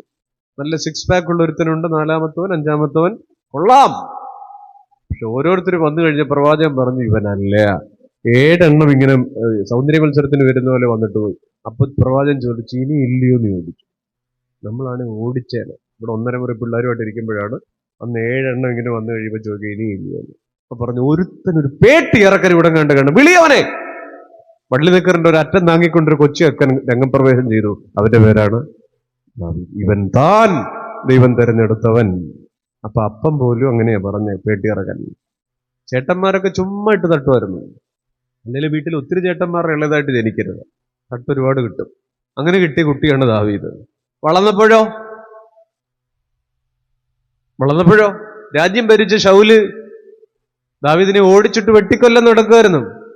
ഗോലിയാത്ത് ബോഡി ഷേമിങ് ചെയ്ത ആളാണ്, ചീളിയിറക്കൻ. അയാൾ സ്നേഹിച്ചൊരു പെൺകുട്ടിയുണ്ട്, മീഖൾ, ശൗലിന്റെ മോള്. അവൾ ഇയാളെ ട്രോൾ ചെയ്തതിന് കണക്കില്ല. ആരെ? ദാവീദിന്. വളർന്നപ്പോഴ് സ്വന്തം മക്കള് അപ്പനെതിരെ തിരിഞ്ഞു. മക്കളെ പേടിച്ച് നാട് വിട്ടുപോയവൻ ദാവീദ്. മരിക്കുമ്പോഴും കുറ്റബോധം കിടക്കുക, ബത്ശബയോട് ചെയ്ത പാപത്തിന്റെ. മരിക്കുമ്പോഴും ലജ്ജ അവശേഷിക്കുക ആ പാപത്തിന്റെ. മരിക്കുമ്പോഴും ആഗ്രഹങ്ങൾ ബാക്കി കിടക്കുക. ഒരു പള്ളി പണിയണം, ജെറുസലേം ദേവാലയം. ഒന്നും നടന്നിട്ടില്ല. നിങ്ങൾ പറ, ഉടനീളം ഇങ്ങനെ അലഞ്ഞൊരു മനുഷ്യനാണ് എഴുതി വച്ചിരിക്കുന്നത്, മൈ കപ്പ് ഓവർഫ്ലോസ്, എന്റെ പാനപാത്രവും. എന്തിനാണ് നമ്മുടെ കുട്ടിയെ 4-ാമത്തെ വയസ്സിൽ സങ്കീർത്തനം പഠിപ്പിക്കുന്നത്? ഇതിനാണ്. ജീവിതത്തിന്റെ അലച്ചിലും സങ്കടവും എത്രത്തോളവും കണ്ണീരും ഒക്കെ വരുമ്പോഴും കണ്ണടച്ചിരിക്കുമ്പോൾ ജീവിതം പറഞ്ഞൊഴുകുന്നതായിട്ട് തോന്നണം. ഇപ്പൊ കണ്ണടച്ചിരിക്കരുത്, ഉറങ്ങും. അതുകൊണ്ട് ദൈവത്തിന് നന്ദി പറയാൻ ഒത്തിരി കാരണങ്ങൾ കണ്ടെത്തിയ മനുഷ്യനാണ്. അതുകൊണ്ടാണ് എന്റെ യഹോവ എന്റെ ഇടയൻ അല്ലേ? പ്രിയപ്പെട്ടവരെ, ഈ രാത്രി നാം ഓർക്കണം, എന്റെ ഇടയൻ ഒരു കർത്താവുണ്ട്. ആ സങ്കീർത്തനം ഓരോ തവണ വായിക്കുമ്പോഴും എന്റെ ഇടയൻ എന്നെ നടത്തും, എന്റെ ഉള്ളം കലങ്ങുകില്ല. എന്റെ ഇടയൻ എന്നെ നടത്തും, എന്റെ ഉള്ളം കലങ്ങുകില്ല. എന്റെ പരിപാലകൻ തെല്ലും ഉറങ്ങുകില്ല. ദൈവമെന്റെ കൂടെയുള്ളതാൽ എന്തിനേറെ ഭയം നേടണം. നൊന്തുനീറി കരഞ്ഞിടണം. നൊന്ത് കരയുന്ന പ്രിയപ്പെട്ടവളെ, കൂടെ ഇരിക്കുന്ന ഒരു ദൈവമുണ്ട്. എന്റെ ഇടയൻ എന്നെ നടത്തും, എന്റെ ഉള്ളം കലങ്ങുകില്ല. എന്റെ പരിപാലകൻ തെല്ലും ഉറങ്ങുകില്ല. ഈ രാത്രി സന്തോഷത്തോടെ പാടാം, എന്റെ കർത്താവ് കൂടെയുണ്ട്. ദൈവമെന്റെ കൂടെയുള്ളതാ, എന്തിനേറെ ഭയന്നീടണം. നൊന്തുനീറി കരഞ്ഞിടണം. എന്റെ കർത്താവും എന്റെ ദൈവവുമേ, പ്രതിസന്ധികളുടെ സൂര്യൻ തലയ്ക്ക് മീതെ കത്തിയെരിഞ്ഞു നിൽക്കുമ്പോ ദാവീദ് അബ്രഹാം ഉറക്കെ വിളിച്ചു പറഞ്ഞു, യഹോവയേ അല്ലേ? മോറിയ മലയിലേക്ക് കയറുമ്പോ ഞാനൊരു മർമ്മം പറയട്ടെ. 1-ാം വാക്യത്തിൽ ഉൽപ്പത്തി 22:1 അബ്രഹാമിനെ ദൈവം വിളിക്കുന്നത് എങ്ങനെയാണ്? അബ്രഹാമേ. അബ്രഹാം പറഞ്ഞു, ആ ദൈവം അബ്രഹാമിനെ പരീക്ഷിച്ചത് എങ്ങനെയെന്നാൽ, ആ അബ്രഹാമേ ആ എന്ന് വിളിച്ചതിന് ആ ഞാനിതാ എന്ന് അവൻ ഉത്തരം പറഞ്ഞു. അയാൾ അബ്രഹാം ഉത്തരം പറഞ്ഞു, ഹിനേനി ഹിനേനി ഹിയർ ഐ ആം, ഞാനിതാ. നിനക്കറിയാം ഈ വിളി എന്തിലേക്കുള്ള വിളി എന്നറിയാം? കണ്ണുനീരിലേക്കുള്ള വിളിയാണ്. ഒരപ്പനെ കണ്ണീരിലേക്ക് വിളിച്ചിറക്കാണ്. അബ്രഹാമേ. പിന്നൊരു 3 ദിവസം നടക്കുക, 72 മണിക്കൂർ. മലയുടെ മേളിൽ ചെന്നതിന് ശേഷം ഒരു വിളിയുണ്ട്. 11-ാം വാക്യം പറഞ്ഞു, ഉടനെ യഹോവയുടെ ദൂതൻ ആകാശത്ത് നിന്ന് ഉടനെ ബലിപീഠം ഒരുക്കി കുഞ്ഞിനെ ബലിപീഠത്തിൽ കിടത്തിയിട്ട് ഇതാ ഒരു ശബ്ദം, വായിച്ചോളൂ. അബ്രഹാമേ അബ്രഹാമേ അബ്രഹാമേ അബ്രഹാമേ അബ്രഹാമേ എന്ന് വിളിച്ചു. ആ, ഞാൻ ഇതാ എന്ന് അവൻ പറഞ്ഞു, ആ. ബാലന്റെ മേൽ കൈവയ്ക്കരുത്. രണ്ടിടത്തും അബ്രഹാം പറഞ്ഞ മറുപടി ഹിനനി, ഞാനിതാ എന്നാണ്. എന്നെ നോക്കിക്കേ, ആദ്യത്തെ വിളി കണ്ണുനീരിലേക്ക് ഒരു മനുഷ്യനെ വിളിച്ചതാ. അവിടെയും അദ്ദേഹം പറഞ്ഞു, ഞാൻ റെഡി. 11-ാം വാക്യത്തിൽ കരുതലിലേക്ക് വിളിക്കുക. കൊച്ചിന്റെ മേൽ തുടരുത് കേട്ടോ. എന്താണ്? കുട്ടിയുടെ മേൽ തുടരുത്, ബാലന്റെ മേൽ കൈവയ്ക്കരുത്. അത് കരുതലിലേക്കുള്ള വിളിയ. രണ്ടിനും അബ്രഹാം പറഞ്ഞു, ഇതാണ് ഭക്തന്റെ ലക്ഷണം. സങ്കടമായാലും സന്തോഷമായാലും, അല്ലേ? സങ്കടമായാലും സന്തോഷമായാലും, അപ്പാ ഞാനുണ്ട് ഇവിടെ കേട്ടോ. ഇനി എനിക്കൊരു കാര്യം ഇതിനകത്ത് പറയാനുണ്ട്. ആദ്യത്തെ വിളിക്കാത്ത സഹോദരി എത്ര തവണ അബ്രഹാം എന്ന് പേര് വിളിക്കുന്നുണ്ട്? പോയോ? എത്ര തവണ പറയൂ. ആ 11-ാം വാക്യത്തിലോ? അതിന്റെ അർത്ഥം എന്താ? ദൈവം ഒരാളെ കണ്ണുനീരിലേക്ക് വിളിക്കുന്നുണ്ടെങ്കിൽ അതിന്റെ ഇരട്ടി കൃപയില് പിന്നീട് ഒരിക്കൽ കരുതലിലേക്ക് വിളിക്കും. അത്രേ ഉള്ളൂ. 1-നും 11-നും ഇടയ്ക്ക് 10 വാക്യങ്ങളുടെ ദൂരമാണ്. എൻ്റെ പ്രിയപ്പെട്ടവരെ, നമ്മുടെ ജീവിതത്തിൽ അതൊരു കാലത്തിന്റെ ദൂരമാണ്. സങ്കടങ്ങളുടെ ഒരു കാലം ഉണ്ടെങ്കിൽ, വിതയ്ക്കാനൊരു കാലം ഉണ്ടെങ്കിൽ, കരയാനൊരു കാലം ഉണ്ടെങ്കിൽ, ചിരിക്കാനൊരു. ഉൽപ്പത്തി 22-ൽ മുഴച്ചു നിൽക്കുന്ന ഒരു ഒറ്റ വാക്കേ ഉള്ളൂ, യഹോവ ഇരേ, ദൈവം കരുതിക്കൊള്ളൂ. ഒറ്റ മറുപടിയേ ഉള്ളൂ. സങ്കടങ്ങളിങ്ങനെ തലയ്ക്ക് മീതെ കുത്തി ഒലിക്കുമ്പോ, പെരുമഴ പോലെ ആർത്തു വരുമ്പോൾ, ഹിനനി, അപ്പാ ഞാനിതാ. സങ്കീർത്തനക്കാരൻ പറയുന്നു, I have plenty of nothing but I have God my Lord. എനിക്ക് ഒത്തിരി ഇല്ലായ്മയുണ്ട്, പക്ഷെ എനിക്ക് ആരുണ്ട്? ദൈവമുണ്ട്. നമുക്ക് 5-6 വാക്യങ്ങളിലേക്ക് പോകണം. പറയട്ടെ, ദേ സങ്കീർത്തനം തുടങ്ങിയപ്പോ ഇങ്ങനെ നിന്ന ആളാ, എത്രത്തോളം ആ എന്നൊക്കെ പറഞ്ഞ ആളാണ്. പക്ഷെ മുന്നോട്ട് പോയപ്പോ ആ സങ്കടങ്ങളെയൊക്കെ ഇങ്ങനെ നെഞ്ചോട് കൈവച്ച്, എന്റെ ദൈവമേ ഉത്തരം തരണേ, അങ്ങനെയാണ് അതിജീവിച്ചത് ദാവീദ്. 5-6 വാക്യങ്ങൾ വായിച്ചേ. ഞാനോ നിന്റെ കരുണയിൽ ആശ്രയിക്കുന്നു, എന്റെ ഹൃദയം നിന്റെ രക്ഷയിൽ ആനന്ദിക്കും. യഹോവ എനിക്ക് നന്മ ചെയ്തിരിക്കൊണ്ട് ഞാൻ അവന്റെ പാട്ടുപാടും. സങ്കീർത്തനം അവസാനിക്കുന്ന ആ ഭാഗം നോക്കിക്കേ, ഞാൻ അവന് പാട്ടുപാടും പാട്ടുപാടും. ഇത് ഏത് കാലാണ്? നിങ്ങളിപ്പോ ജീവിക്കുന്ന കാലമല്ല ചോദിച്ചത്. ഈ സങ്കീർത്തനം അവസാനിക്കുന്ന വരി ഏത് കാലമാണ്? ഭൂതമാണോ, വർത്തമാനമാണോ, ഭാവിയാണോ? കർത്താവ്, ഞാൻ അവന് പാട്ടുപാടും. ഏത് കാലമാണ്? ഓ, ഞാനിവിടുന്ന് തിരുവനന്തപുരത്തിന് പോവും. ഏത് കാലമാണ്? ഇത് കേരളം തന്നെയല്ലേ? ഇത് കേരളം തന്നെയല്ലേ? യെസ്, അതാ നേരത്തെ വേണമായിരുന്നു, ഭാവി കാലം. Yes, right. തുടങ്ങിയത് ഭൂതകാലത്തിന്റെ വിഷാദത്തിൽ, അവസാനിക്കുന്നത് ഭാവി കാലത്തിന്റെ പ്രത്യാശയിൽ. ഇതിന്റെ പേരാണ് ക്രിസ്ത്യൻ ലൈഫ്. ഞാനവന് പാട്ടുപാടും അല്ലേ? യഹോവയിരേന്നത് അബ്രഹാം പാടി അല്ലേ? ബാലന്റെ മേൽ.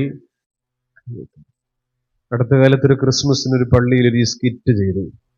ഉൽപ്പത്തി 22-ല് അബ്രഹാം കൊച്ചിനെയും കൊണ്ട് മോറിയായി പോയി ബലിയർപ്പിക്കുന്നത്.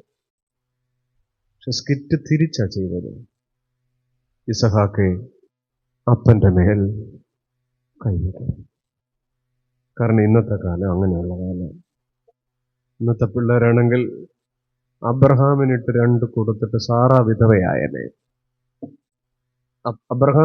അപ്പനിട്ട് കൊടുത്തിട്ട് വരും. അങ്ങനെയുള്ള കാലമാണ്. അതുകൊണ്ട് ആ പിള്ളേര് സ്കിറ്റ് ചെയ്തിരിങ്ങനെയാണ്: ഇസഹാക്കെ ദയവ് ചെയ്ത് അപ്പന്റെ മേൽ കൈവയ്ക്കും. കാലം അങ്ങനെ മറിഞ്ഞു.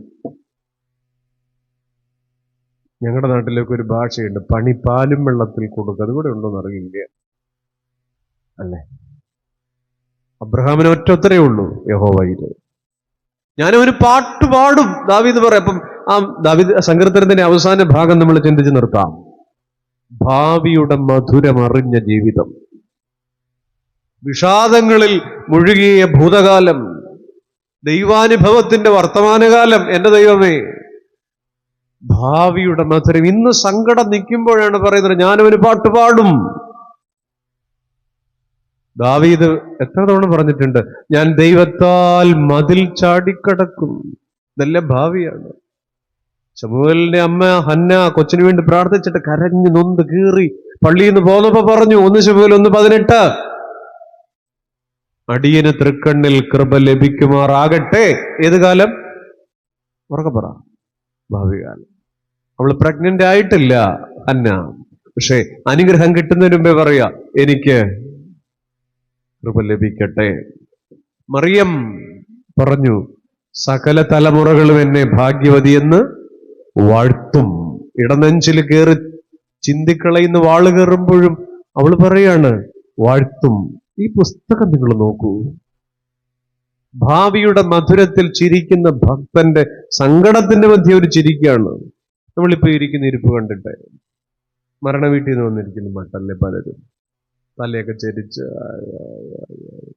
ചിലരെ കണ്ടാൽ ഞാൻ വാച്ച് പിന്നെ നോക്കും, ഇത് രാത്രി 1:30 9:30 എന്നാണ്. അത്രയും ക്ഷീണമാണ്. ക്രിസ്ത്യാനി ഇങ്ങനല്ല. ഞാനവന് പാട്ട് പാടും അല്ലേ? ഞാനവന് പാട്ട് പാടും. സാധുവിന്റെ സമകാലീനായി ജീവിച്ചിരുന്ന KV സൈമൺ സാറ് എഴുതിയിട്ടുണ്ട്, എന്റെ ഭാവി എല്ലാം എന്റെ ദൈവമറിയുന്നു എന്ന് പൂർണ്ണ സമാധാനമോടെ നാൾ മുഴുവൻ പാടിയിടും ഞാൻ. ഭാവി തമ്പുരാന്റെ കയ്യിലാണെങ്കിൽ എല്ലാ കാലത്തും ഞാൻ പാടും അല്ലേ? അറിയാവുന്ന പരിപാട്. കഷ്ടനഷ്ടം ഏറി വന്നാൽ ഭാഗ്യവാനായി തീരുന്നു ഞാൻ. കഷ്ടമേറ്റ് കർത്താവോടു കൂട്ടാളിയായി തീരുന്നു ഞാൻ. മുന്നിലൊരു ചുവടുവയ്പ്പാൻ മാത്രമിട കാണുന്നു ഞാൻ. ഒരു ചുവട് വയ്ക്കാനുള്ള സ്ഥലം, പക്ഷേ ആയതു മദീനിക്ക് ശേഷമെല്ലാം ദൈവഹിതം. നാളെയുടെ മധുരത്തെ ഇന്നേ രുചിച്ചു പാടുകയാണ്. പറഞ്ഞു തീരാത്ത ദാനനിമിത്തം ഉറക്കെ പറഞ്ഞു. അതാണ് നാളെയുടെ പ്രതീക്ഷകളിൽ ഇന്ന് ജീവിക്കാൻ പറ്റുമോ?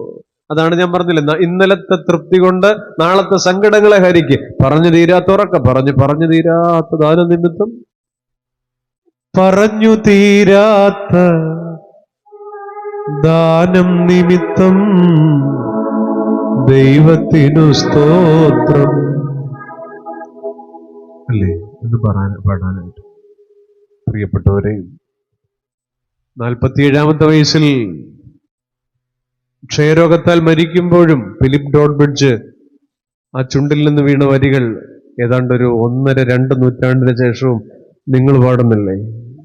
എന്താ ക്ഷയരോഗത്തിൽ 47-ാമത്തെ വയസ്സിൽ ആ വലിയ മനുഷ്യൻ മരണപ്പെട്ടു പോകുമ്പോ അദ്ദേഹം പാടിക്കൊണ്ടിരുന്ന, അല്ലെങ്കിൽ ആ നാളുകളിൽ അദ്ദേഹം എഴുതിയത്, ഭാഗ്യനാൾ ഭാഗ്യനാൾ യേശു എൻ പാപം തീർത്ത നാൾ. എത്ര കാലമായി അത് എഴുതിയിട്ട്. എന്താണ് ഈ ഭാഗ്യം? ഈ ചുമച്ച് ചോര തുപ്പുന്നതോ? കിടക്കവിരി മുഴുവൻ ചോരയിൽ മുങ്ങുന്നതോ? ഇത് 1800-കളിലാണ് ഫിലിപ്പ് ഡോഡ്ബ്രിഡ്ജ് എഴുതുന്നത്. എന്റെ രക്ഷകാ എൻ ദൈവമേ, നിന്നിലായ നാൾ ഭാഗ്യമേ, എന്നുള്ളത്തിൻ സന്തോഷത്തെ നിത്യവും കീർത്തിച്ചിടട്ടെ. ഉറക്കെ ഭാഗ്യനാൾ ഭാഗ്യനാൾ യേശു എൻ. കഷ്ടമോ നഷ്ടമോ പട്ടിണിയോ ആവത്തോ, ഭാഗ്യനാൾ ഭാഗ്യനാൾ യേശു എൻ പാപം തീർത്ത നാൾ. കാത്തു പ്രാർത്ഥിക്കാറാക്കിത്ത ആർത്തു ഘോഷിക്കാറാക്കിത്താൻ. ഉറക്കെ ഭാഗ്യനാൾ.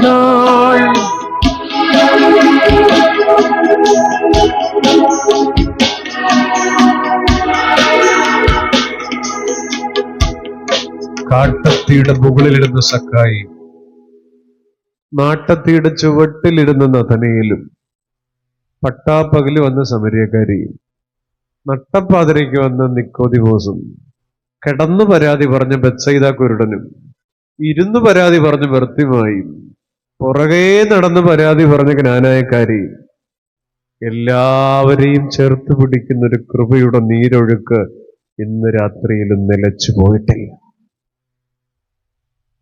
എന്താ? ഓരോരുത്തരും വ്യത്യസ്തരായിരുന്നു, അല്ലേ? ഓരോരുത്തരും വ്യത്യസ്തരായിരുന്നു. കാട്ടത്തിയുടെ മുകളിലിരുന്ന സക്കായി, നാട്ടത്തിയുടെ ചുവട്ടിലിരുന്ന നഥനയേല്, കിടന്നു പരാതി പറഞ്ഞ ബത്സയിദ കുരുടൻ 38 വർഷം, ഇരുന്ന് പരാതി പറഞ്ഞ് ബർത്തിമായി എരിഹോവില്, പുറകെ നടന്ന് പരാതി പറഞ്ഞ് ജ്ഞാനായക്കാരി, നട്ടപ്പാതിരയ്ക്ക് വന്ന നിക്കോദിമോസ്, പട്ടാപ്പകല് വന്ന ശമരിയക്കാരി, ഓരോരുത്തരുടെ മേലും ആവസിച്ച കൃപയുടെ നീരൊഴുക്ക് ഈ രാത്രിയും നിലച്ചിട്ടില്ല. ദൈവത്തിന് സ്തോത്രം. ഞാൻ ഈ രാത്രി വിശുദ്ധ പുസ്തകം അടച്ചു വയ്ക്കട്ടെ. 13-ാം സങ്കീർത്തനം, അതിമനോഹരമായ ഒരു ചെറു സങ്കീർത്തനം. ഈ രാത്രി ഭക്തന്റെ മനസ്സിൽ തീർക്കുന്ന ഭക്തിയുടെ മഴവില്ലഴകാണത്. പരാതിയിൽ നിന്ന് ആരംഭിച്ച് പ്രത്യാശയുടെ തുറമുഖത്ത് നങ്കൂരമിടുന്ന ഒരു യാനം പോലെ, ഒരു കപ്പൽ പോലെ ഈ സങ്കീർത്തനം ഭക്തന്റെ ജീവിതത്തെ മാടി വിളിക്കുന്നു. എത്രത്തോളം എത്രത്തോളം എത്രത്തോളം ഒറ്റ വഴിയുള്ളൂ, എന്റെ ദൈവമേ എന്റെ ദൈവമേ എന്റെ ദൈവമേ. പിന്നെ ഒരൊറ്റ കാര്യമുള്ളൂ, ദൈവമേ സ്തോത്രം. ഞാനൊരു പാട്ട് പാടും.